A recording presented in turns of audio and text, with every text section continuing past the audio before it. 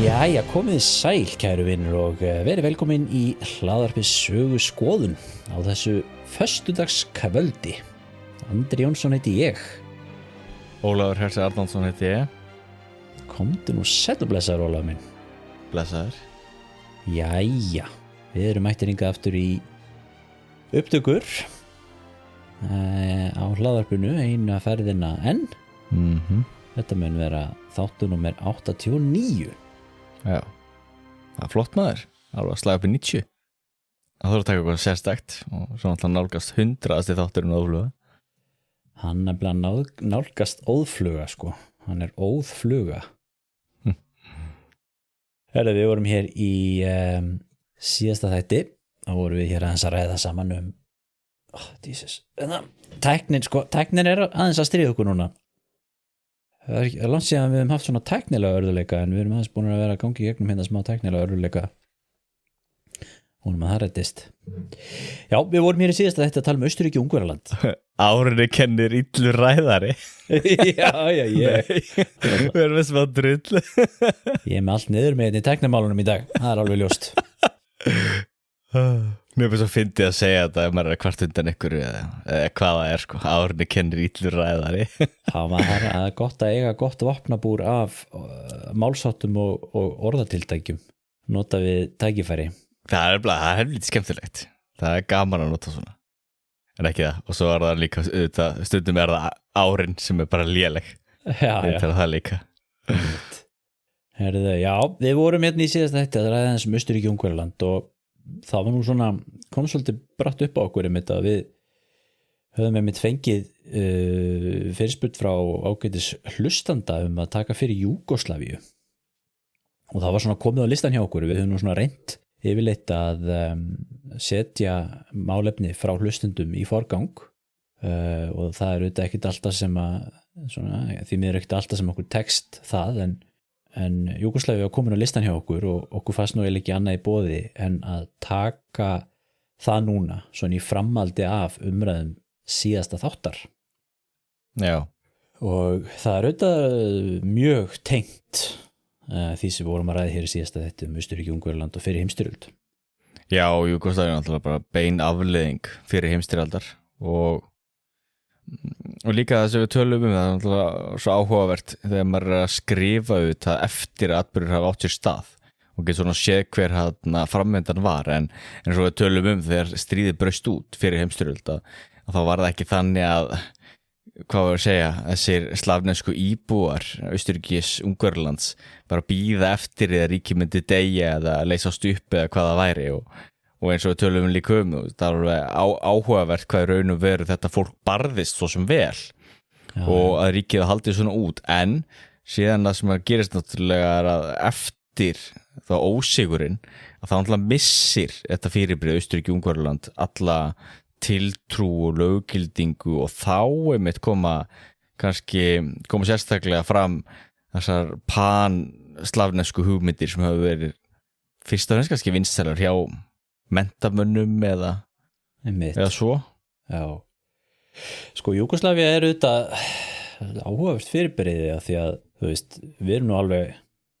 svona næstu því nú gamli til að muna eftir í. Og ég mani þetta eftir þetta búið að var mikið í umræðinu svona þegar við vorum að alast upp út af stríðunum náttúrulega í Júgóslavíu. Já. Og það er svona kannski mætti segja þetta, þú veist, Júgóslavíu hafi verið ákveðin svona kannski ákveðin tilraun sem að var alltaf ströggl og var alltaf erfitt að halda þessu saman og síðan náttúrulega flosnaði síðan upp úr því með hvelli eftir fall kommunismans og ég held að við ætlum að tala um Júgóslavíu og svona Júgóslavíu sem fyrirbrigði og svona sögu þess og hvernig það var til og þróun þess og svona, ég held að við verðum auðvitað að taka það í tveimur liðum við erum að taka náttúrulega Júgóslavía á sér 2 líf, eins og það var nú einmitt fræg bók eða svona, bók sem ég man eftir sem heitir hérna Twice There Was a Country. Já Það er náttúrulega fyrir Júgóslavía fyrir seinni heimsstyrjöld og síðan Júgóslavía eftir seinni heimsstyrjöld sem er alveg svona 2 ólík fyrirbrigði í rauninni, mjög svo. Já, algjörlega. Og það er þetta svolítið áhverst með Júgóslavíu líka vegna þess að sko saga Júgóslavíu er svolítið svona, þú veist, svolítið svona saga 20. aldar í hnotskurn einhvern veginn, þú veist, með þessu mikil fjölbreytni í þessu öllu saman, þú bæði með einhvern veginn, hvað veist það, fjölbreytni í þjóðinni, þú veist með fjölbreytni í trúabröðum, þú veist með fjölbreytni í, þú veist, landslægi og þú veist með sveitir og með mjög svona, hvað að segja, frumstæðar sveitir sumstaðar og síðan ertu með stórar borgir og síðan ertu með, þú veist, mikið af fjöllum og með strendur og alls konar landslag, skilurðu. Já. Og svo ertu líka með sko þessi segi svona 20. öldina í hnotskurn út með, þú veist, Austurríki, Ungverjaland, Ottomanríkið, þú veist með fyrir heimsstyrjöld, þú veist með seinni heimsstyrjöld, alveg miðpunkti, andspyrnu, hernám, innrás, svo ertu náttúrulega með kommunisman, þú ert með allt sem að Evrópa á 20. öld hefur upp á að bjóða, það er hægt að fá dálítið af því í sögu Júgóslavíu. Já, einmitt. En það er auðvitað Balkanskaginn eins og við komum að hér í síðasta, þetta er náttúrulega púðutunnan sem að hleypti fyrir heimsstyrjöld á stokkunum og síðan náttúrulega aftur púðutunnan sem að var vettfangur svona alvöru stríðsátaka í Evrópu í fyrsta sinn síðan frá endalokum seinni heimsstyrjöldar. Einmitt. Og svo náttúrulega líka eins og með þennan fjölbreytileika úr með svæði sem eiga sér allt þar að sögu, því eins og nefndir þetta með allar með trúabröðin og mállýskur og allt það, allan þennan fjölbreytileika, en líka eins og ef maður hugsa út í það að til dæmis kjarni Serbíu til dæmis, það er landsvæði sem var, og Kosovo til dæmis, það er landsvæði sem Tyrkir lögðu undir sig bara á 14. öld og voru þá sem búin að hluti sko, af Tyrkjaveldi í mörg hundruð ár og meðan að manni ekki nákvæmlega hvar landamæri Tyrkjaveldis var, en ég er nú 99% vissum að þeir lögðu aldrei undir sig Slóveníu til dæmis sem hafði verið hluti af Austurríki. Já. Þannig að það orðið sko, þannig að rosalega mikill munur á því og til dæmis, þú sér það, ok, nú er ég aðeins að fara inn á efni sem við ættum frekar að taka þetta með 2, en það er ekki tilviljun að Serbía stendur ennþá utan við Evrópusambandið á meðan að Slóvenía og Króatía fóru mjög hratt inn í Evrópusambandið og eins Bosnia-Hercegovina ekki ennþá orðin meðlimur. Einmitt. Og það er svo að þá sér maður líka hvað er sko, já, eins og frakkarnir töluðum þessar löngu línur og hvernig þessi saga hefur mikil áhrif. Já. Og þess vegna er líka svo sérstakt sko þetta að mönnum hafi tekist að berja saman svona mismunandi og svona ólík svæði í þessar 2 Júgóslavíur er kannski eins og leið til ótrúlegt. Já, og það er auðvitað mjög létt að segja það eftir á auðvitað líka. En reyndar ekki því að þetta var, eins og við munum kannski ræða hér í þættinum í dag, þetta var eilíft vandamál. Allt frá því að Júgóslavía var stofnuð árið 1918 1. desember reyndar 1918 sama dag og Íslenska ríkið var stofnað svona basically. Já. Týpur og bróðir. Já.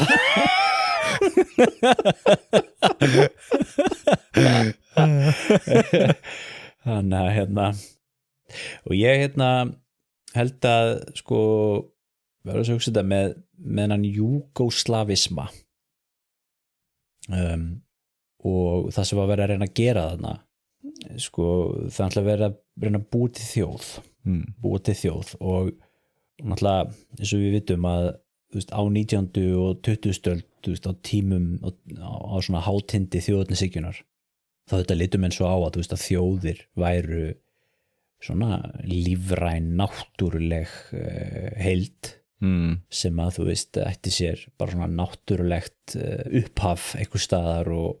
þú veist, Þjóðverjar í dag væru það sama og Þjóðverjar á miðöldum og svona og þannig auðvitað litu menn á söguna til dæmis á 19. og 20. öld þegar menn voru að skrifa þjóðarsögur og svo framvegis við kannski núna í nútímanum og svona síðustu áratugi þá hafa menn kannski farið meira yfir á það viðhorfa að þjóðir séu ekki lífrænar og náttúrulegar og eðlilegar heldur að þeir séu afleiðing þjóðarbyggingar og þú getur búið til og þá ég auðvitað ekkert með því að segja að þjóðir séu ekki til ég bara að segja að það verða til við þjóðarbyggingu og það auðvitað gera þjóðir innan þjóðríkjana og eins bara með Afríku það er til dæmis áhugavert að eftir allir þessu Afríku þjóðir fengu sjálfstæðið mitt á 20. öld að þá auðvitað komum þessar spurningar við erum þessi eining hérna bara því að Bretar stýrðu okkur eða Portúgalar en af hverju fáum við ekki að mynda okkur eigin þjóðríki eða af hverju fáum við að kljúa okkur frá og það var sára að fáum ríkjum sem voru splittuð upp og svæði klófin frá okkur öðrum en þá var þetta með drög sem voru notuð bítu reynum að byggja saman þjóð einmitt gefum okkur aðeins tíma til þess að reyna að byggja upp eitthvað þjóðríki og svo og ég þeirra skoðan þetta svolítið svona kannski eitthvað svona meðalvegur þarna á milli, þú verður að hafa eitthvað kjarna sem hægt að vinna með og svo þetta sá kjarni náttúrulega formaður einhverjum leiti, þú búið þetta sama við kannski styttu, ef þú þarf að gera marmarastyttu þá getur ekki byrjað bara með mold eða hvað grjót sem þú eru þá að ná þér í marmara og svo verður að höggva hann til og svo spurning hversu vel mönnum tekst að höggva til þennan marmara eða ekki en þetta sér maður alveg það svo áhugavert eins og bara með þessar þá suðurslafa og þessar júgóslafa að auðvitað var það náttúrulega síðan hvað maður kallaða þetta handbragð þá menntaelitunar og þá fyrst og fremst auðvitað presta til að byrja með og svo náttúrulega setna meir læknar og lögfræðingar og rithöfundar og svona mentamenn sem búa síðan til auðvitað þessi ritmál og menninguna og búa til einhver svona tákn og þjóðareinkenni sem sé að menn auðvitað tengja við vegna þess að það sprutti líka upp úr þessum þá marmara eða þessu sem einhvern veginn líffræðilegt þannig að það er svona samspil þarna á milli Já, en það kannski efniviðurinn þarf náttúrulega eins og segir marmarinn þarf að vera góður Já, einmitt, þetta er svo bara með Ísland í dag þú veist ef maður ætla að breyta hvað því að vera Íslendingur með því að taka upp eitthvað grænlenskt tungumál og byrja að spila og eitthvað slíkt þú veist, það væri gjörsamlega þýðingalust í okkar þú veist, á Íslandi það myndi enginn taka þátt í því að taka eitthvað mæja tungumálið eða eitthvað slíkt, þú veist, það segir okkur ekki neitt en ef þú ætlar að byggja eitthvað þú veist, og breyta menningar menningin breytist auðvitað þá oft svona standard hluti sem menn sækja í þú veist, það þetta sem maður getur kallað svona menningarkapitalið já. Hvað getur fjárfest en það er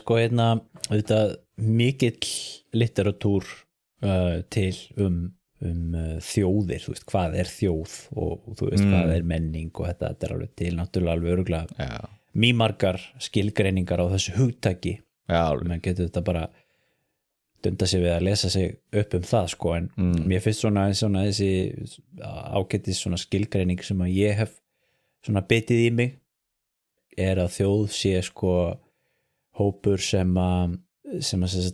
hefur svipaða menningu talar svipað tungumál býr svona nokkurn veginn á sama svæði og hefur sameiginlega sögu sameiginleg saga, sameiginleg tungumál, sameiginleg menning og sameiginleg svæði og þetta getur alveg verið að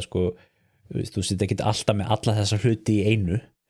alveg svo stundum eru þjóðir náttúrulega ekki á sama svæði en geta samt upplifa sig sem þjóð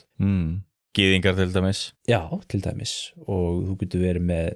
mikinn menningarmun til dæmis á milli suður og norður Þýskalands sem að kemur ekki veg fyrir að þjóðverjar í Bæjalandi og þjóðverjar í Schleswig-Holstein geta náð saman það að vera þjóðverjar tungumálið þetta síðan náttúrulega kannski þessi svona stærsti hluti en það hefur nú samtalið tekist held ég ofta ágætlega að tjasla saman þjóð úr mjög ólíkum mállýskum. Já, og meira svo ólíku tungumál eins og bara Sviss. Já, og líka þetta að þú getur auðvitað verið með þjóð sem að talar 2 tungumál eins og Íra til dæmis. Já. Og Úkraínumenn. Já. En síðan þetta með sögu sko, sameiginleg saga og þú heldur kannski að það sé eitthvað sem skiptir litlu máli, en ég held kannski akkurat í þessu dæmi hérna ertu bara með svo rosalega ólíka sögu þessa fólks, því að ef við tökum nú þessa suðurslafa sem aðeins fyrir og ef við skoðum þá út frá þessum þáttum, tungumál, menning, saga og svæði, landsvæði þau eru öll á sama stað, búa mjög blanda alveg Króatar, Serbar, Svartfellingar, Makedónar, Kosovo, Albanar og Slóvenar. Þetta er fólk sem býr bara, þú getur verið með einn í næsta húsi skilur og hinum með við göttuna, þetta er bara mjög blanda saman. Já. Á einu svæði. Tungumálið kannski er eitthvað sem við getum aðeins rætt. Náttúrulega á tímum Júgóslavíu var talað eitt tungumál sem var serbó-króatíska, en ég reikna nú með því að í dag séu menn að tala meira serbnesku og króatísku, en það er, þú kannski hefur ykkur að skoðun á því? Já, náttúrulega hluta því, þetta er náttúrulega þessi þjóðar uppbygging og þessi vinna að því að búa sér til náttúrulega sér einkenni sem króati eða serbi, en þetta er eins og bara með norsku og dönsku, þetta er náttúrulega sama tungumálið. Já. En bara því menn hafa ákveðið að reisa þarna landamæri og sjálfstæðu eitthvað slíkt, að þá náttúrulega kallaði þetta sé tungumál, og það er náttúrulega einst með þessa serbo-króatísku. Ég held að í raun þetta kann ég náttúrulega ekki þessi tungumálin, en svona það sem ég verið að lesa þá skrifað af þá fræðimönnum er að í raun og veru getur við tekið held ég öll þessi tungumál, þá slóvensku, króatísku, serbresku eða serbo-króatísku og makedónísku og sett þetta allt undir sama hatt sem í raun og veru eitt tungumál, svo er þetta bara mállýskur. Jú. En svo ertu með söguna og hún er náttúrulega mjög ólík. Já. Það sem að náttúrulega allur norðurhlutin hefur verið lengi undir Austurríkismönnum og verið þar á leiðandi að stærstum hluta kaþólekkar og nota latneskt letur. Já. Á meðan suðurhlutin hefur verið lengst af undir Ottoman Tyrkjum og þar eru þá grísk, rússnesk áhrif í orthodoxkirkjunni og síðan auðvitað múslimsk áhrif hjá múslimum, eða tyrknesk áhrif hjá múslimum og þar nota menn kyrilliska letrið og hér eru við auðvitað að sjá alveg mjög stóran menningarmun. Já. Og náttúrulega í sögu þessara þjóða, það að alast upp undir Ottomanríkinu er bara svolítið öðruvísi upplifun heldur en að alast upp undir Austurríki-Ungverjalandi, og það er auðvitað bara því að Ottomanríki var auðvitað töluvert öðruvísi ríki svona með við hinn stórveldin í Evrópu. Og eins og bara til dæmis sem þegn þá, ef við notum þá orð þá Króati undir Habsborgurum var náttúrulega hluti af meirihlutan, þannig séð, það fyrst og fremst var mikilvægt fyrir Habsborgara var trúin, hvort maður var kaþóliki eða ekki, og alls ekki uppteknin af þjóðerni, þannig að þó væri slafi þá var það ekkert endilega, þá var það alls ekki neikvætt. Og meðan að vera serbi undir ottomönum, þá náttúrulega varstu þetta annarsflokks. Kirkjan náttúrulega það varst ekki hluti af meirihlutanum sem stýrði, sem náttúrulega voru múslimar og enda náttúrulega þetta fólk þá, sérstaklega þessi Bosníu-Hercegovinu, þetta náttúrulega bara kallað Tyrkir, og eins með Albanana og þegar allir múslimar þarna voru í raun og fyrst og ennast kallaði Tyrkir, sem náttúrulega var það í raun og herraþjóðin. Já. En það sér maður það náttúrulega líka að sjálfstæðisbarátta Serbíu síðan náttúrulega er rosalega blóðug, þar sem að þetta harðgerða fjalla fólk berst með kjafti og klóm fyrir sjálfstæði sínu sem síðan serbarnir ná, á meðan að króatarnir eru meira og slóvenarnir hvað maður segja, svona undir örgum vendarvæng Habsborgarna, þannig séð keisarans, já, og tilheyra þetta þá kristnu ríki og ekkert annars flokks og allt önnur saga þannig séð já held að það sé að því að sko svona þjóðernismyndun eða hvað við segja svona, já, innan Ottomanríkisins var kannski svolítið öðruvísi að því að við höfum nefnt það hérna hvernig til dæmis Ottomanríki var þar varst alltaf með þetta millet system sem að við höfum nefnt hérna áður líka og þarna ertu þetta með alltaf bara kristna skiluru og svo bara, þú veist, þeir sem voru múslimar það sem að eins og hefur þetta verið nefnt til dæmis að þessum þjóðum sem síðar urðu Júgóslavía þar sem að í Ottoman hlutanum var kannski svona á einfaldasta levelinu hjá kannski bara svona þessum venjulega alþýðu fólki var kannski svolítið litið á það þannig að þau sem að töluðu serba og króatísku það fólk sem að aðhylltist orthodox kristni voru kallaðir urðu síðan að því fólki sem var kallað serbar þó að þú veist ennþá fyrr voru ennþá dæmum það að þetta fólk var kallað sko Rómverjar skilurðu það var bara sett í sama flokk og Grikkir já. Og síðan þessi hluti þessar fólk sem voru kaþólikar voru þá kallaðir latínumenn eða króatar já. Og síðan þá hluti þessar fólk sem voru múslimar voru þá kallaðir Tyrkir og kemur síðan fram setna á 20. sem að múslimar fá svona status sem eigin þjóð það er ekki fyrir undir Tito sko og svo náttúrulega eftir Júgóslavistríðin fara þeir að kalla sig Bosníaka og vera sín eigin þjóð sko já, mitt en mér langar aðeins að því ég er með þetta fyrir fram með mig kort og maður geta að googla það þetta bara svona kort sem sýnir sko þjóðernin í Júgóslavíu nú var þetta svolítið þannig að menn voru náttúrulega þarna á millistríðsárunum að reyna að búa til svona þjóð sem hét Júgóslavi eða þannig og þannig að þú veist svona manntöl og svona voru kannski oft svolítið lituð af því sem menn voru stundum að taka serba og króata saman en til dæmis hérna tölur sem eru hérna bara inn á Wikipedia sem vísa hérna í ykkur bók þar segir sko að 1918 hafi ríkið staðið saman af 38 eða 39% serbar 24% króatar 8,5% slóvenar múslimar 6,1% og síðan ertu með önnur þjóðerni sem að voru ekki hluti af þessum aðal júgoslavnísku þjóðernum sem eru þá búlgarar, þjóðverjar, ungverjar, albanir, rúmenar, tyrkir, gyðingar, ítalir og svo framvegis þannig að þú veist serbar sem er þá stærsti hópurinn er ekki nema 39% samkvæmt þessum tölum en það eru þetta örugglega til mismundi tölur við þetta eins og annað já og fer eftir hvernig maður telur já, einmitt, algjörlega hvernig maður fer eftir því en mér langaði nefnilega daginn ég teiknaði hérna lítið korta þessu bara til að sjá fyrir sér sko hvað þetta er rosalega mikið bútasaums teppi það að segja Júgóslavi árið 1918 hvað sérst hlutar þessa nýja ríkis höfðu ólíka sögu og ólíka samsetningu þú getur séð það sko að þú getur dregið línu við það sem eru svona cirka landamæri Bosníu í dag og það eru þá landamæri Ottomanríkisins til 1878 er runni til 1908 en það var undir stjórn Ottomanríkisins til 1878 allt sem er suðaustan við það er Ottomanríkið og allt sem er norðvestan við það er Austurríki og Ungverjaland síðan eru þessi tveir hlutar líka patchwork þar sem að sko Serbía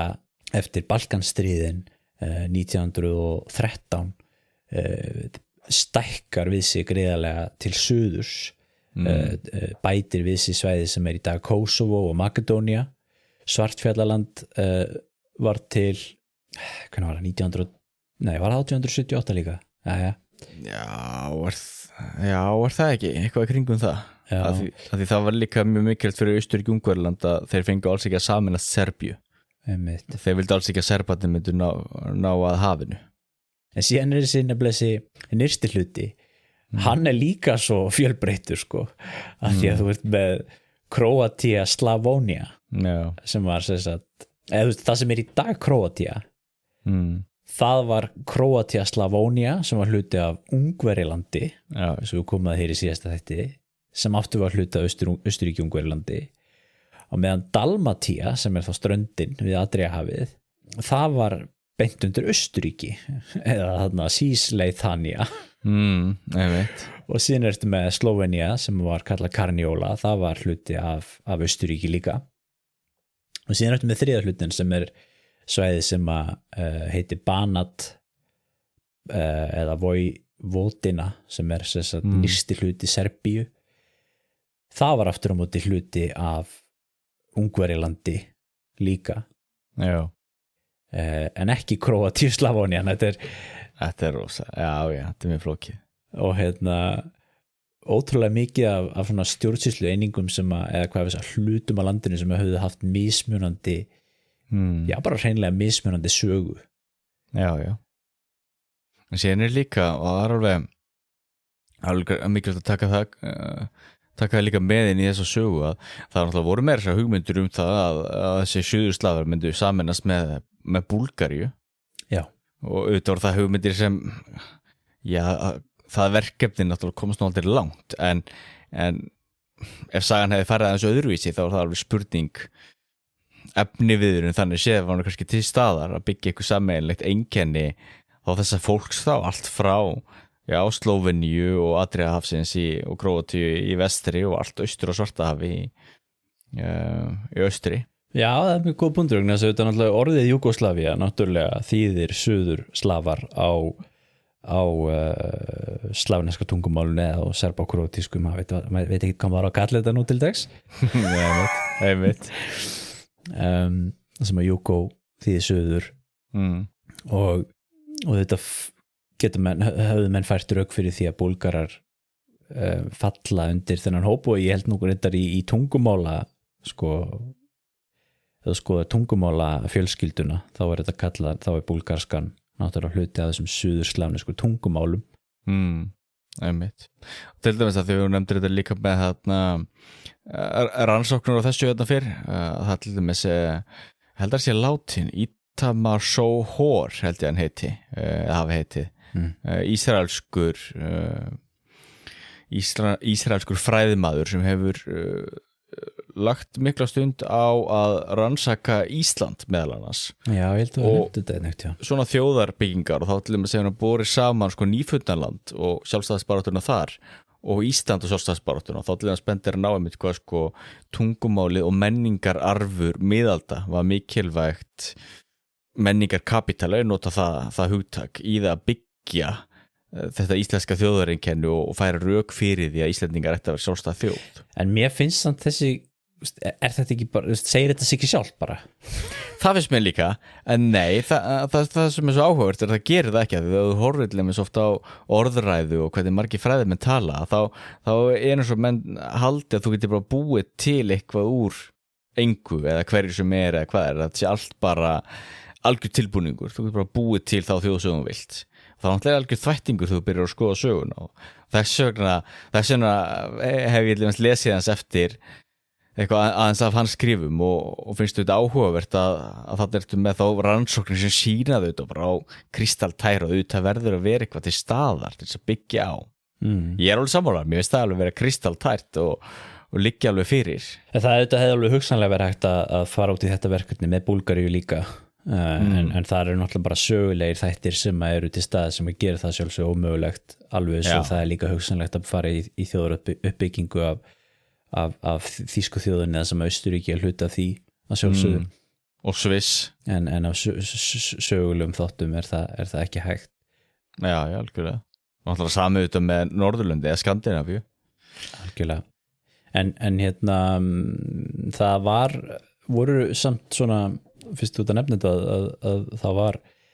á tímum kommunismans var þetta eitthvað rætt og við getum kannski tala betur það þegar við tölum um sósíalísku Júgóslavíu að ég man ekki nákvæmlega núna hvenær það var en hvort það var hérna á 7. áratugnum eða jafnvel fyrr þegar sko Dimitrov sem var yfir Búlgaríu og hann Tito ræddu þessar hugmyndir eitthvað sameiningu sko það sem að Búlgaría myndi þá verða sjálfstjórnaríki innan Júgóslavíu sem að reyndar ég held að það hafi verið Sivkov sem að talaði síðan það að Búlgaría geta orðið Sovjetlýðveldi líka í Sovjetríkjunum þannig að Búlgarar hafa greinlega verið að svona íhuga ýmislegt gegn tíðina það var nú ekkert að þessu Nei mitt það er auðvitað merkilegt að þessar þjóðir sem voru undir Ottomaríkinu það verða flestar til 1878 eftir Berlínarráðstefnuna sem að er það ekki friðarsamningar eftir stríð Rússa og Tyrkja fram til 1878 sem að Rússar sigra Tyrki og við tölum svolítið það við höfum talað svolítið það, við höfum talað sögu 19. aldar og líka í síðasta þættum Austurríki-Ungverjaland hvernig bæði Austurríkismenn og Rússar að sækja á Balkanskagan og það kannski og leið Rússa til þess þá kannski ekki með beinni innlimun svæða, landsvæða heldur með því að sponsa stofnun þessara þjóðríkja Serbíu Búlgaríu og það sem að síðar varð Rúmenía sem að samanstendur af Valakíu og hvað heitir þetta aftur? Já, þetta á ég að muna líka Valakía og er það ekki Moldavía? Jú. Var það ekki Moldavía og Valakía? Jú, Moldavía og Valakía Einmitt. Og þá hefði þetta þróun sem gerist hægt það sem að fyrst er komið á ákveðnu sjálfstjórn undir Ottomaríkinu sem að þessi ríki fá síðan formlegt sjálfstæði og fyrir síðan að berjast fyrir að fá meira sjálfstæði og gerist það þarna í Balkanstríðunum snemma á 20. rétt fyrir heimsstyrjöld sem sýnir auðvitað hvað þetta var allt orðið mjög svona eldfimt þarna rétt fyrir 1914 Já og hvað við náttúrulega líka bara skjóta inn eins og með Konstantinópel að til dæmis þarna rétt fyrir heimsstyrjöld þá ef mann rétt íbúar hennar voru 50% Grikkir til dæmis kannski 40-50% Grikkir svo mikið? Já, það var svo mikið Nei, þú lígur því maður Nei Ég þarf nú að fact-checka það held ég sko En ég held að sé alveg það var helvíti hátt Okay. Þannig að til dæmis ef stríð hefði farið aðeins öðruvísi þá náttúrulega eins og við höfum talað áður stór gríska hugmyndi snýri stuð ekkert það að Aþena þetta svona backwater ef við sletta aðeins þessi út nári ætti að vera höfuðborg gríska ríkisins þá var þetta Konstantinópel sem átti að vera það já. Og þeir voru ekki deilur það náttúrulega það sér maður líka náttúrulega þessar deilur á Balkanskaganum því Búlgarar dreymdu líka það að ná undir þessi borginni og Rússar náttúrulega líka Já, það nú aðtegluvert að gera könnun að því hvort að við einhvern tímann tekið þátt á hlaðvarpinu söguskoðun á þess að nefna Konstantinópel Já, það er góð það var þetta bara áhugavert Já En það sé bara þetta líka í Serbíu sko að Serbarnir til dæmis og serbneski herin þegar þetta stríði brýst út 1914 serbneski herin var sko þaulvanur hernaði búið að berjast náttúrulega gegn ottomönunum fyrst náttúrulega áratugum saman og reynslega gegnum það og svo náttúrulega þessi Balkanstríðin og náttúrulega serbnett samfélag náttúrulega rosalega litað af öllum þessum hernaði pluss það síðan að fara inn í fyrri heimsstyrjöld þannig að Svo bætist þetta við að náttúrulega í fyrir heimsstyrjöldinu varstu náttúrulega með Króata og Slóvena kannski að berjast í eða ekkert kannski, þeir voru að berjast í austurísk-ungverska hernum við Serba og það er auðvitað mjög einkennileg staða að reyna að byggja upp þjóð þó reyndar það sem auðvitað alls ekkert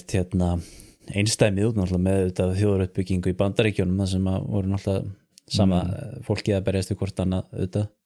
og önnur dæmi. En þá kemur líka inn í þetta sem er svo áhugaverð, það að þessi munur ofta á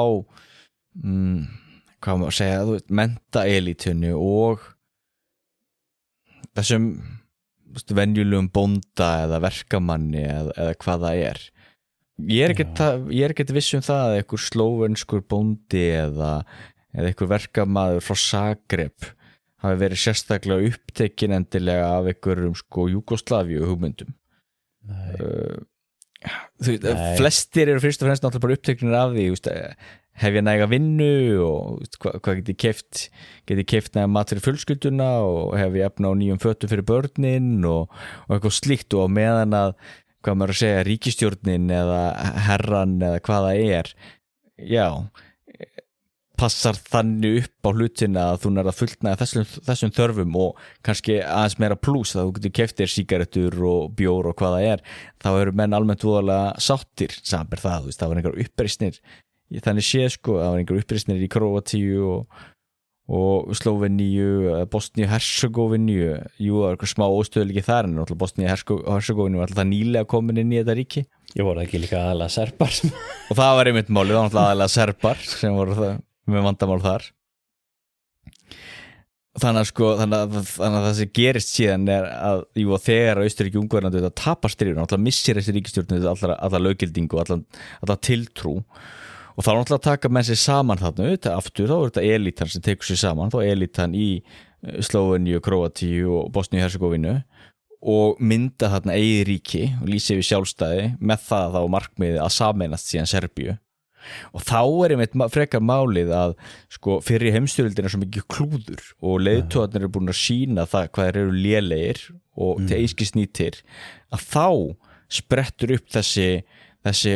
ósk eftir einhverju nýju og þá er menn tilbúin að pröfa eitthvað nýtt. Þetta er bara svona nákvæmlega saman með fasisma og kommunisma. Þú veist, fasismi og kommunismi og nazismi sprettur náttúrulega bara upp úr krísu fyrir heimsstyrjaldar og þeirra löggildingu sem ríkisstjórnir og leiðtogar mistu með því að hafa leitt þjóðir sínar inn í þennan hryllilega hernað. Og hvað menn voru búin að missa þá tiltrúna á þetta gömlu elítunni. Já, sjá hryllinginu í skotgröfunum og nú viljum við eitthvað nýtt, við viljum pröfa eitthvað annað og þá náttúrulega sprett upp þessar hugmyndir og Júgóslavíu hugmyndinu þetta kemur voru mikið upp úr þessu umhverfi. En svo og svo líka bara skjóta inn með þessar Júgóslavíu hugmyndu að það sé á veður eftir fyrir heimsstyrjaldir náttúrulega mikið meira löggilding og kannski vilji hjá almenningi að pröfa þessar Júgóslavíu hugmyndir á meðan að serbarnir og serbneska konungsríkið sem fekk sjálfstæðu 19. öld, þeir náttúrulega og svo elita og í því samfélagi voru þetta draumar náttúrulega stór Serbíu og svo náttúrulega þetta rennur það náttúrulega sama við Júgóslavíu drauma. Ok, þú ert með hann júgóslavisma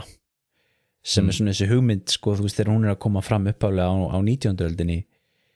þú veist, bæði hjá serbneskri menntaelítu og það sem að þeir hafa ákveðnar hugmyndir hvað júgóslavismi er og svo aftur hjá króatísku menntaelítunni. Þú veist, það er kannski svona miklu svona stærri hugmynd sem er kannski aðeins meira fljótandi, en svo þegar er búið að stofna ríkið Júgóslavíu 1918 og á þriðja áratugnum þá þetta fer orðið júgóslavismi að þýða þú veist, þá verður það þessi offisjál hugmyndafræði júgóslavineska ríkisins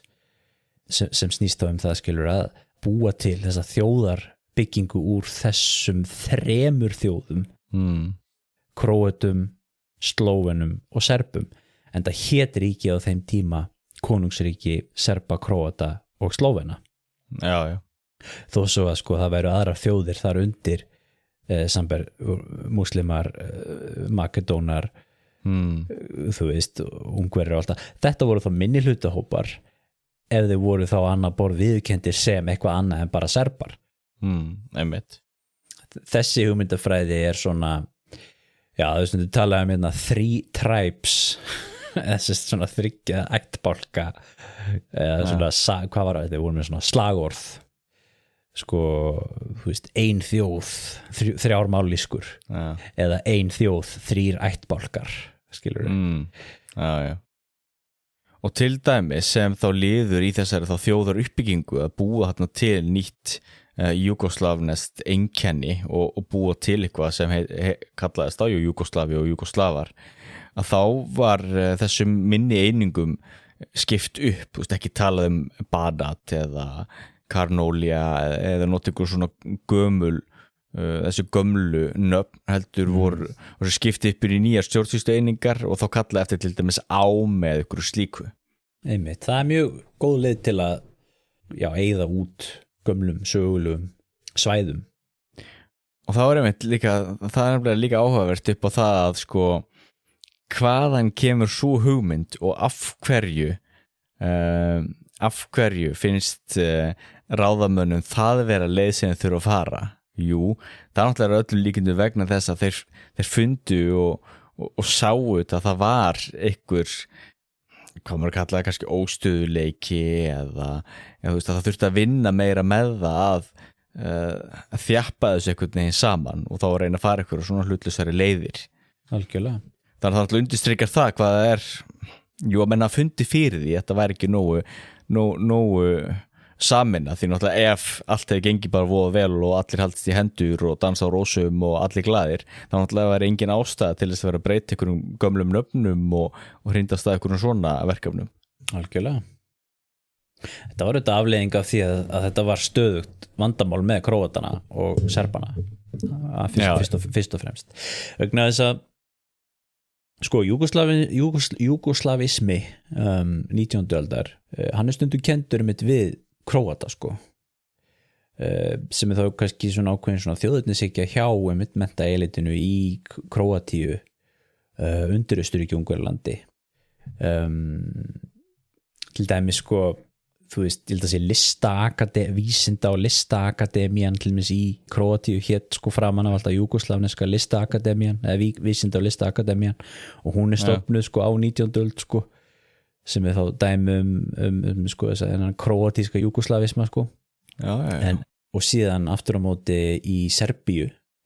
kemur júgoslavismin fram eins og þú segir sem svona stórveldishugmyndir Serbíu og það má alveg segja sko að það sem var alltaf svona mismunandi sín á þetta rætur í sögu þessara tveggja þjóða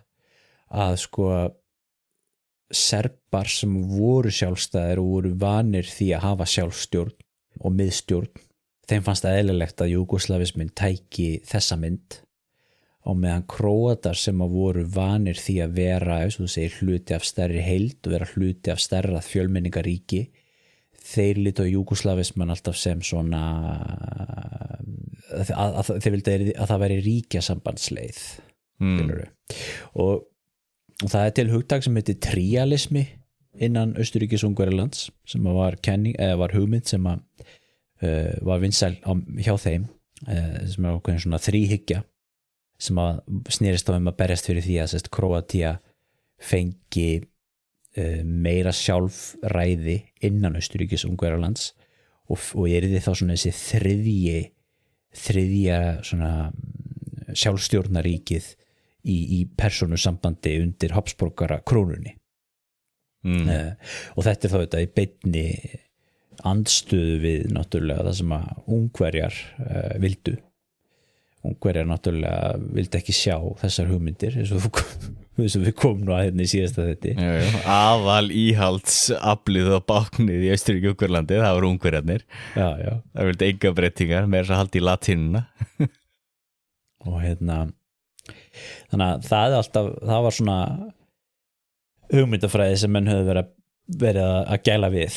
og ég skil þetta svolítið þannig að þegar að síðan kemur að því að stofna þetta ríki sko, að þá fóru Króatar eða leiðtoga Króata og þegar ég segi Króata þá er ég að tala kannski Króata og Slóvina eða þá þetta fólk sem voru þessi suðurslavar í Austurríki-Ungverjalandi þá fóru þeir svolítið út í þann leiðangur með það fyrir marki að þeir vildu stofna ríkjasamband í Júgoslavíu þar sem að Króatar væri þá svona semi-sjálfstæð væri svona frekar sjálfstætt ríki í svona ríkjasambandi Serbar voru aldrei hrifnir af þessari hugmynd. Nei. Og strax þarna skilur 1918 verkefnið sko í rauninni bara dautt þannig séð, þú veist, þetta eru þú veist, það er þessi ágreiningur sem verður ekki leystur fyrr en á okkar dögum sko. Einmitt. Og þeir voru þarna, þetta mikil saga þetta í kringum þetta, Júgóslavíu nefndin 1917, það sem að voru fulltrúar frá þessum þjóðum og voru að reyna að koma sér að einhverju niðurstöðu þarna. Mér skilst í rauninni sko að Serbar hafi sko í þessum viðræðum voru eiginlega búinir að svona, eða allan maðurinn sem var þarna í þessari nefnd, þessi Pačić eða hvernig sem á að bera fram nafnið á honum, sem var síðan forsætisráðherra, mikill svona serbneskur statesman. Hann var svona eiginlega búin að láta neyðast til þess að samþykja það að þetta er í ríkjasamband. En síðan breytast aðstæður þarna í árið 1918 þegar Serbar vinna þarna mikla sigra gegn Austurríki og Ungverjalandi og byrja að leggja undir sig að hernema svæði sem að, þú veist, Króatar voru á. Og síðan kemur ógnir frá Ítölum líka inn í þetta. Ítalir voru náttúrulega auðvitað sigurvegararnir í stríðinu og þeir höfðu náttúrulega augastað á landsvæðum sem að áttu síðar eftir að vera Júgóslavía. Og þá einhvern veginn svona geta Serbar sko í skjóli þess svona, þú veist, kyrti gegn þessa hugmynd, skilur þetta verði ekki ríkjasamband og Króatar svona neyðast til að fara með í það en voru aldrei sáttir við þá lausn. Nei. Og það stendur beinleinis bara í króatísku stjórnarskráni sko, frá 1992 eða 6 eða eitthvað sem að hægt að lesa bara á netinu og ensku. Það sem að verið að tala svona grundvöll króatíska ríkisins sem verið að tala hérna bara alveg aftur í miðaldir sko. Það er meðal annars talað að sagt, Króatar sko samkvæmt þeirra sín viðurkenndu aldrei þessa stofnun Júgóslavíu sem eru auðvitað létt verið að segja eftir á svo sem en það er allavega svona sögu sínin sem að Króatar hafa í dag og þegar var komið á þarna fyrstu stjórnarskrá Júgóslavneska konungsríkisins 1921 sem hefur verið kölluð Sankti Vítus stjórnarskráin að sko fulltrúar Króata samþyktu hana í rauninni aldrei. Nei. Segja þeir. Og síðan alltaf spilur þetta svolítið inn í þetta náttúrulega Versalasamningarnir eða friðarráðstefnir í París og stórveldahagsmunir og viðhorf stórveldana náttúrulega skiptir máli þarna sem ég kom að þetta með Ítalíu en líka það sko að þú veist Serbar og Króatar þurfa að reyna að birtast fyrir stórveldunum eins og þeir séu sko sameinaðir til þess að fá í gegn að stofna þarna ríkið sem að þeir vilja. En þetta fer strax svolítið svona öfumegin fram úr rúmunu strax þarna 1918 sko. Já. Og svo náttúrulega ástæðan náttúrulega líka eins og segir þetta fyrir því að Serbarnir þarna svona sem að berja í gegn sína á þetta. Auðvitað tókstu það í krafti þess að vera með her og mikið öflugari her heldur en til dæmis Króatar en það sjáum við það síðan að það náttúrulega er mikilvægur hluti af sögu Júgóslavíu bæði náttúrulega fyrir og eftir seinni heimsstyrjöld var hvað herinn var litaður af Serbum og herinn var almennt séð fyrst og fremst serbneskur. En líka er rauninni öll stjórnsýslan og þú varst með Serba út allt sem að voru þeir ekki svolítið í svona dóminerandi stöðu? Jú, ég held þeir hafi alveg verið það svolítið almennt en það er oft verið nefnt sérstaklega þetta með herinn, hvað hann var serbneskur enda eftir að tala um það náttúrulega þegar tökum seinni hlutana og borgarastríðið og hvað áhrif það hafði en þetta er náttúrulega 8 Króatar og Slóvenar engan her. Nei, það náttúrulega var Júgóslavíu herinn en síðan náttúrulega er það alltaf þannig með alla heri og sérstaklega í svona fjölmenningarsamfélögum að hlutfallslega þá kemur megnið af heraflánum frá einhverjum ákveðnum svæðum. Þetta er eins og til dæmis bara með Bandaríkin hlutfallslega þá kemur sko stærstu hluti af þeim sem ganga í bandaríska herinn frá republikana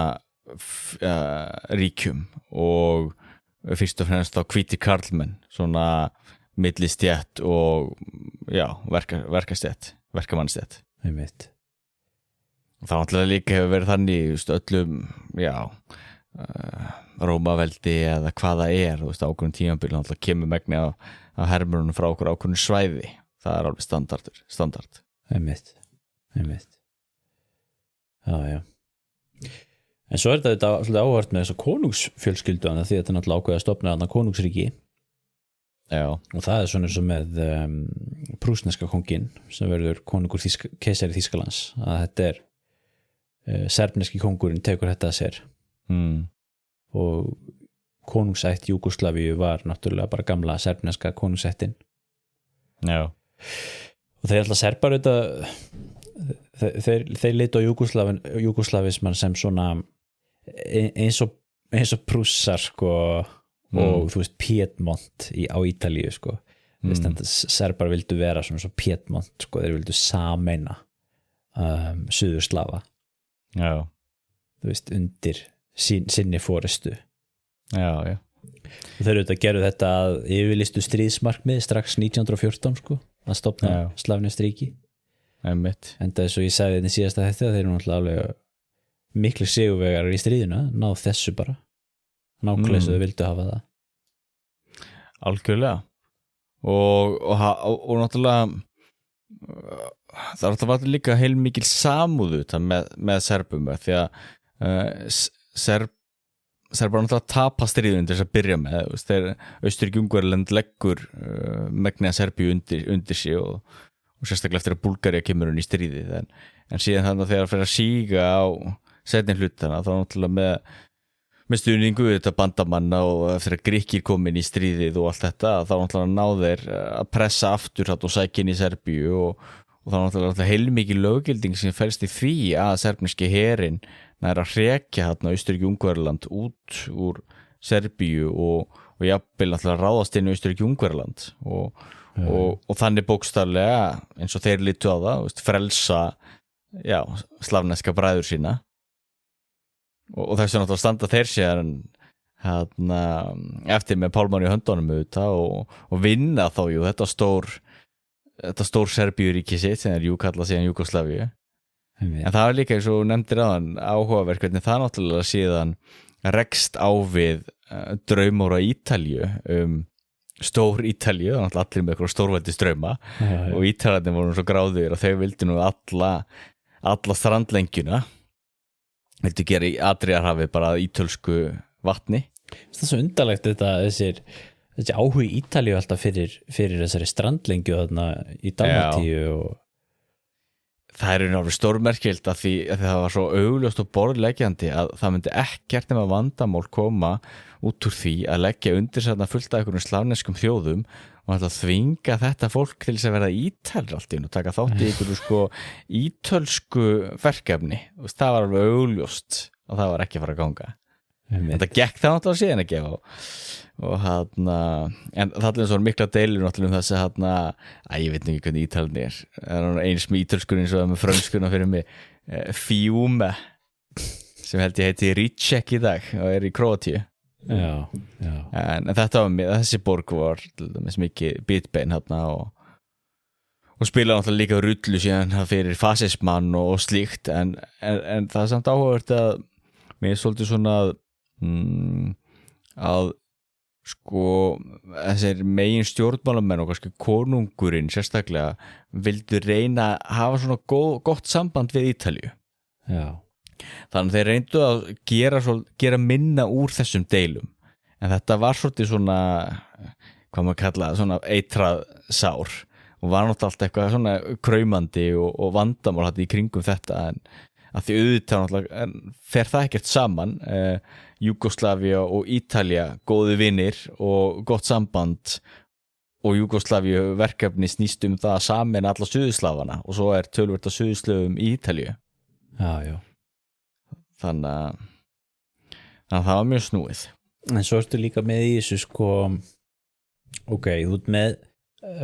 áskoranir þessa nýja ríkis sem að einmitt í góðu bókinni hjá stórveldunum og þú veist og þetta verður að tengja þetta svolítið líka við sko friðarástandin í París og 14 punktar Wilsons og svona hvernig þetta náttúrulega hefur það verið mjög gagnrýnt náttúrulega hvernig staðið var að friðinum þetta var friður sigurvegarana skilurðu, hafa menn bent á Versalasamningarnir og aðri samningarnir í París 1919 þar sem að náttúrulega bara sigurvegarnir í stríðinu vinna lönd og tapararnir tapa löndum og Þýskaland tapar landsvæði, Austurríki tapar landsvæði, Ungverjaland tapar landsvæði skiluru, Búlgaría tapar landsvæði á meðan þeir sem að vinna eins og til dæmis Serbía græðir landsvæði og það verður þó þetta til þess sko líka að Júgóslaví umkringt bókstaflega þjóðum eða ríkjum sem ekkert sátt með stöðuna Nei. kannski ekki að svo miklu leiti Austurríki sem eins og við komum að hér áður vildi kannski upphaflega aðalega sameinast Þýskalandi bara en náttúrulega sérstaklega Ungverjaland sem var náttúrulega sátt eftir með mjög sárt ennið og náttúrulega ekki síst Búlgaría og síðan náttúrulega Ítalía sem þó svo þegar hún reynda að vera sigurvegar þarna þá fenguðu nú ekki það sem þið vildu þarna Nei, Ítalía vildu svo mikið og þetta náttúrulega eitthvað sem átt eftir að koma aftur í seinni heimsstyrjöldinni sem við getum rætt aðeins á eftir þannig að þú veist þarna sérðu sko þú veist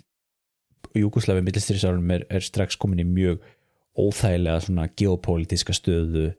að fara inn í þessi eldfimmu ár millistríðsárana í svona umhverfi, pólitísku umhverfi þar sem að þetta gamla stöðugleika ríki svona hálfgerða næstum því endermarum ríki Austurríki Ungverjaland var farið og þú varst bara með hana Rússland og Þýskaland sem voru sko ekki sáttir með stöðuna Nei.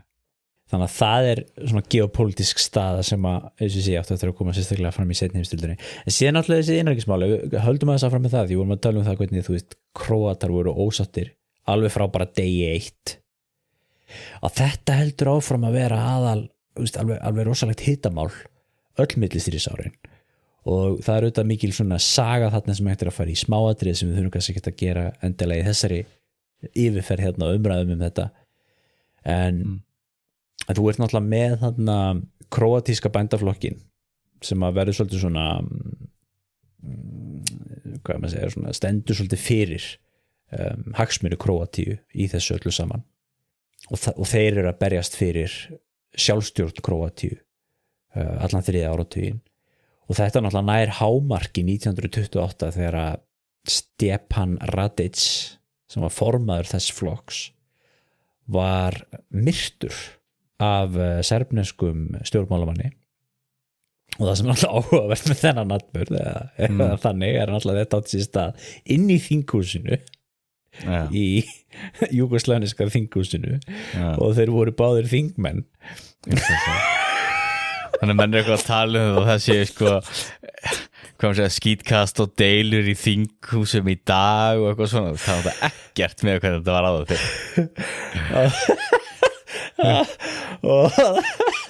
og maður segja sko að þessi maður morðinginn hann náttúrulega fekk hann eitthvað held í 20 ára fangelsisdóm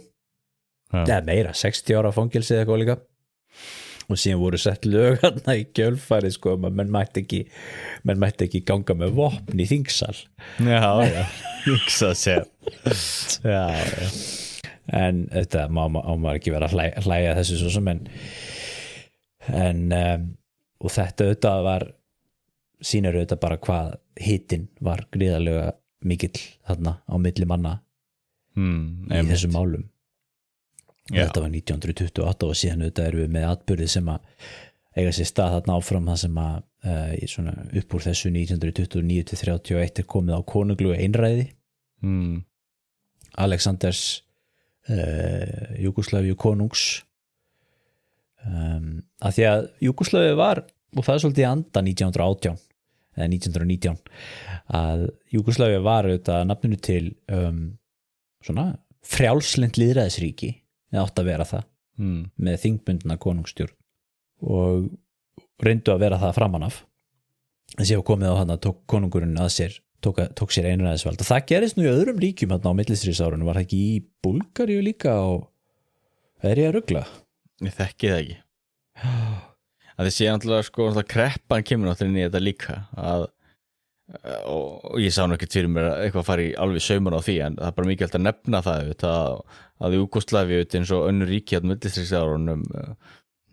lánaði heilmikið fé og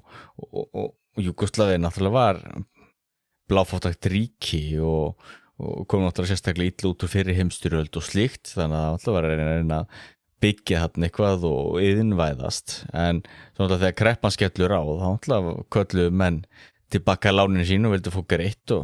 hafðu menn ekkert alltaf efni á því þannig að Júgóslavíu fór auðvitað með illa út úr kreppinu líka og það náttúrulega líka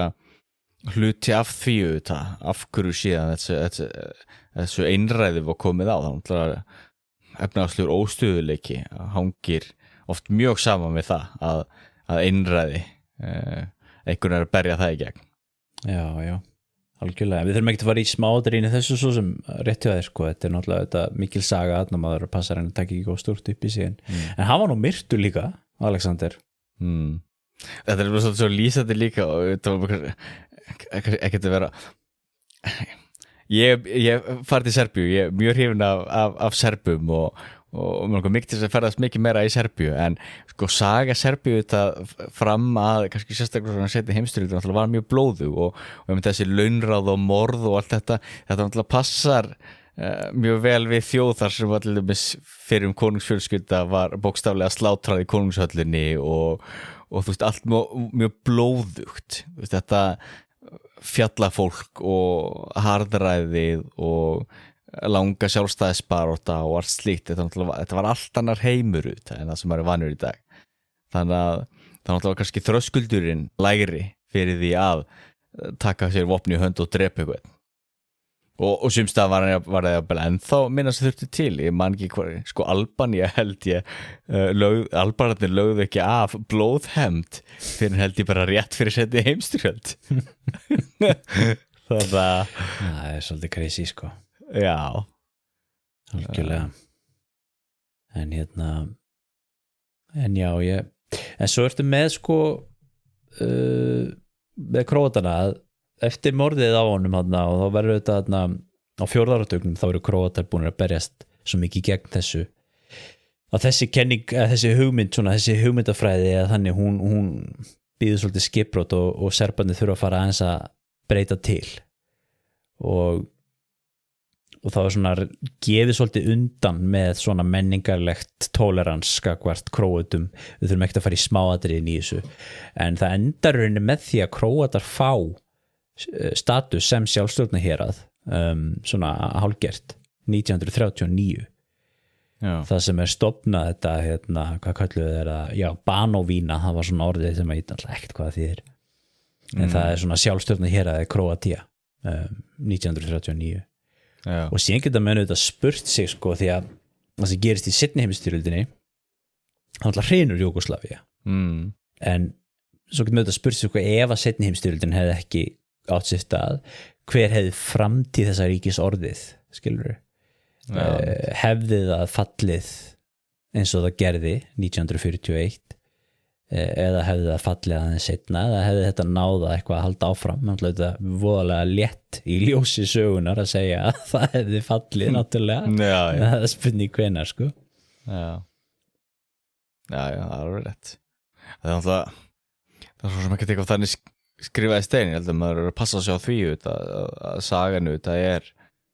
fulla möguleikum og er mjög opinn ég trúi því nú ekki almennt ég trúi nú ekki að Júgóslavíu það er dæmt frá upphafi til þess að mistakast það er líka tilviljanir og það er svo margir þættir sem spila inn í að það hefði alveg geta farið einhvern veginn öðruvísi og það er auðvitað áhugavert að veltaði fyrir sér hvernig Júgóslavíu hefði farið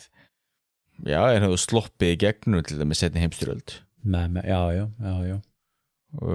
en alltaf ríkjasambandsmódelið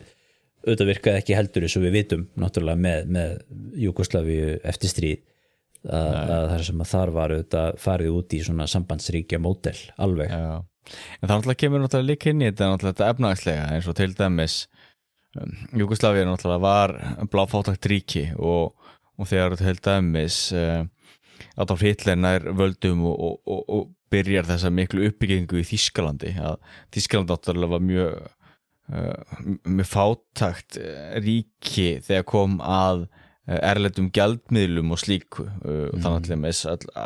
alþjóðaviðskipti þjóðverjar eða nasistar reyndu fyrst og fremst að koma að vöruskiptum og það allir með hendaði svona fátæku ríki eins og Júgóslavíu mjög vel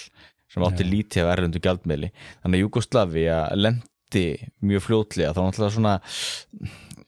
hálfpartin inn á þá þetta yfirráðasvæði Þýskalands náttúrulega efnahagslega séð og eru með háðir Þýskalandi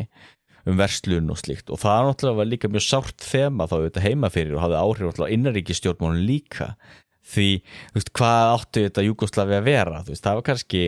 ákveðin kraftar sem vildu kannski fyrir eitthvað horfa til Sovétríkjanna eða horfa til Bretlands eða hvað það er og það er náttúrulega líka stór hluti af hverju þetta fyrirbrigði mistekst, það náttúrulega er líka út á því að efnahagurinn mistókst já. Og það náttúrulega líka stór hluti af þessu og það sér maður í öllum samfélögum ef það er óstjórn í efnahagsmálum þá gerða menn sig í brók og segja sko hingað ekki lengra sko. Nú þurfum við að breyta ykkur og svo verða breytingar Ef var að þessum seinni heimsstyrjöldina Já að því sko svolítið fyndið og nefnir þetta að þarna Júgóslavíu lendir í þetta orðalag sko lendi í sko efnahagsvef Þjóðverja og hérna og sko þetta svona sko sósíalistar myndu segja það skiptir ekki máli hvort þú lendir í efnahagsvef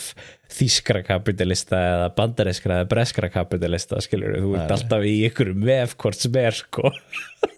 Það er mjög góð punktur að teka núna þegar við tölum ekki svona Bretton Woods kerfið og petrodólarinn en einmitt alltaf í Þýskalandi og með Balkanlöndin sko, þau lenda eins og segir, þau lenda í VF Þýskalands Já, og miðaustur-Európa grossrám sýtli að efnahagsvegur Þýskalands og þess að ég ætla að svo sem að eitthvað að vera verja taka upp hanska fyrir Þýskaland á 4 áratugnum og þvert á móti ég held að það hafi verið en þetta er náttúrulega kannski líka stærra málið bara hjó eftir þessu orðalagi þegar maður sér þetta oft sko Já, það er mikilvægt að benda á svona þetta er alveg rétt, þetta er mjög góða punktur Já, maður sér oft svona eins og við stundu talaðum svona ákveðin orðalag sem maður sér oft svona koma aftur og aftur upp þegar við erum að tala um einhverja hluti, það er áhugavert Já En sko Júgóslavíu 1941 þá hrynur Júgóslavíu og það er auðvitað áhugaverð saga hvernig það á sér stað hvernig var þetta rifjum nú aðeins upp þessa atburðarás Júgóslavíu eins og önnur ríki í mið- og austur-Evrópu eru komin í efnahagsvef Þjóðverja og sumar þessara þjóða eða ríkja eru komin í hið svo kallaða hvað heitir aftur samningurinn sem þið gerðu við Þjóðverja Tripartite Pact Já alveg stólið með íslenska heitið að því núna Já, ég man ekki hvað heitir á íslenskunni og þá erum við að tala um Ungverjaland við erum að tala um Rúmeníu og Búlgaríu sem að enda þarna árein fyrir eða svona eftir að seinni heimsstyrjöldin búin að renna út og við tölum um það hérna áðan hvernig Júgóslavíu var þannig sé svona umkringt ríkjum sem að höfðu áhuga á því að fá landsvæði frá Júgóslavíu sem er alls ekki öfundsverð stað að vera í aðdraganda seinni heimsstyrjöldar Nei og það höfðu þetta verið gerðar hérna svona ráðstafanir sko Tékkóslóvakía og Júgóslavíu eru náttúrulega ríki sem að eiga margt sameiginlegt af því þau eru mitt búin til svona eftir fyrir heimstyrjöldina og eru svona sigurvegara ríki. Þau myndu fljótlega með sér eða á milli stríðsárunum myndu þessi tvö ríki með sér hernaðarbandalag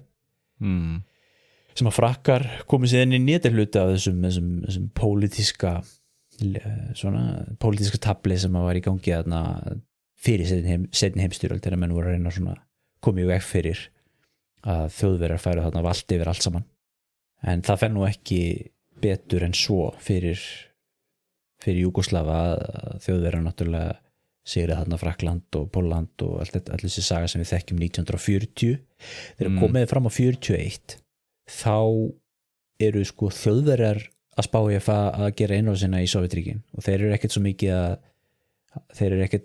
með þá sínum plönum beinlínis að hernema Júgóslavíu, en það eru Ítalir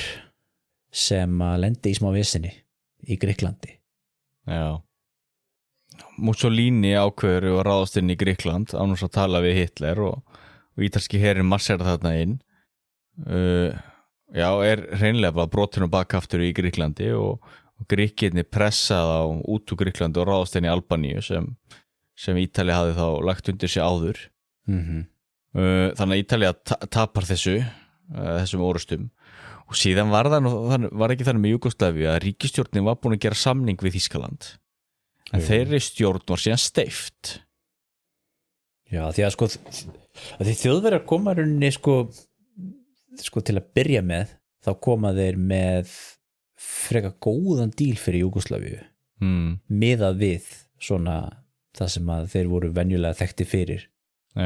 sem var að vera pólitískt rándýr.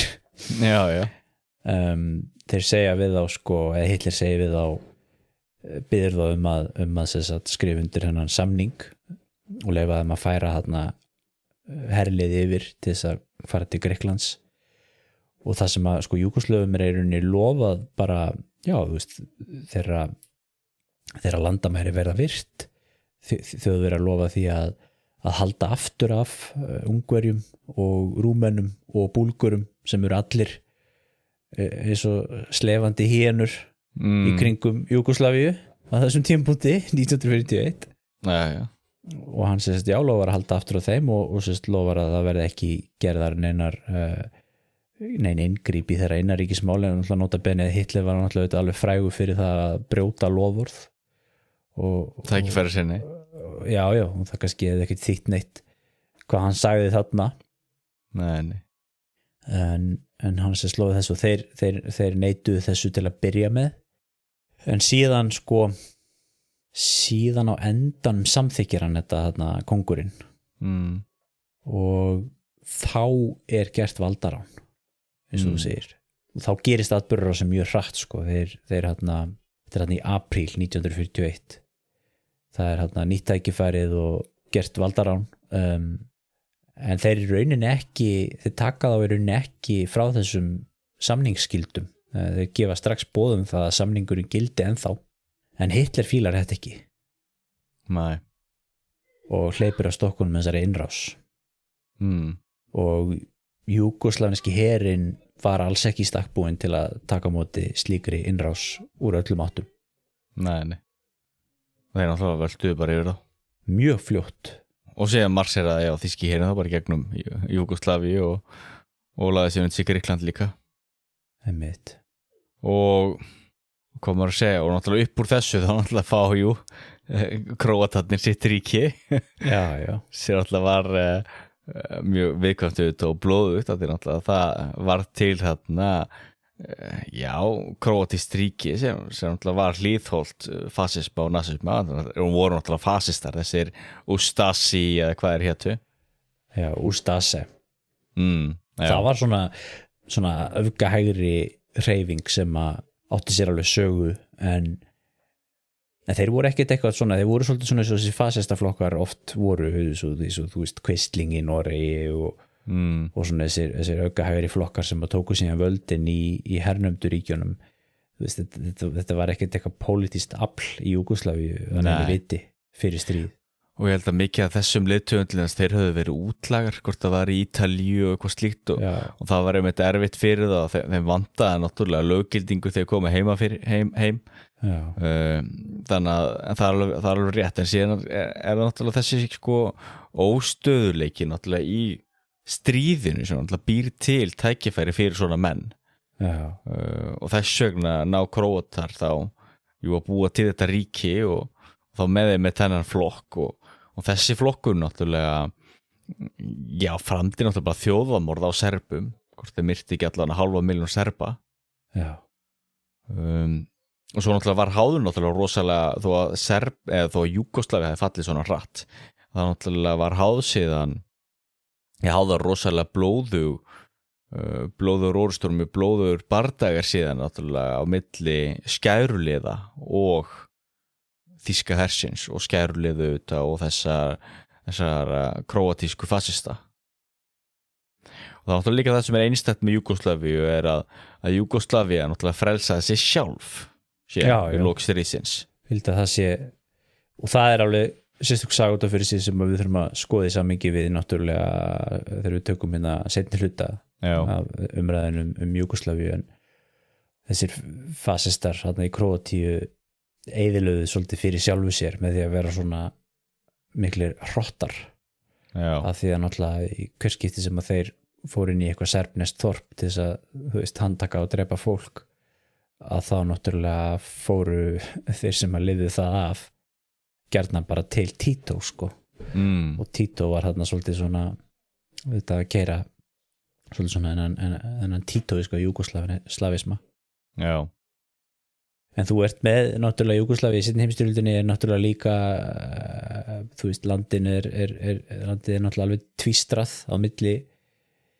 stríðsaðila þar norðurhlutin það sem er í dag Slóvenía það var skipt á milli Ítalíu og Þýskalands þessum norðurhlutin var einlimaður í Þýskaland Það var sem líka svo áhugavert fyrirbrigði þetta sko stór þýska ríki sem svona hægt og rólega var alltaf stærra og stærra og náttúrulega það er náttúrulega ástæðan fyrir okkur hittir innlimaði þennan hlutur náttúrulega var líka út af sko sögulegum rótum það var verið að leita allt aftur til miðalda að innlima eins og þetta og þetta Luxemburg og ef Þýskaland hefur unni stríðið þá er alltaf líka þegar Belgía og Holland líka verið innlimuð og svona en það er áhugavert að þetta hafi verið gert að hluta Þýska ríkinu norðurhluti Slóveníu einmitt og svo er suðurhluti Slóveníu einlimaður í Ítalíu ásamt Dalmatíu eða hluta Dalmatíu eins og þeir vildu og Kosovo verður hluti af Albaníu sem var aftur ítalskt svæði Makedónia og það svæði þarna sunnan við eða síðsti hluti Júgoslavíu hann er einlimaður af Búlgaríu og síðan taka Ungverjar náttúrulega sinn hluta sem að þeir höfðu mist og eftir stendur þá Svartfjallaland sem er ítalskt leppríki Króatía sem verður gríðastórt næri verður unni alla Bosníu og Króatíu sem að verður þetta sjálfstæða ríki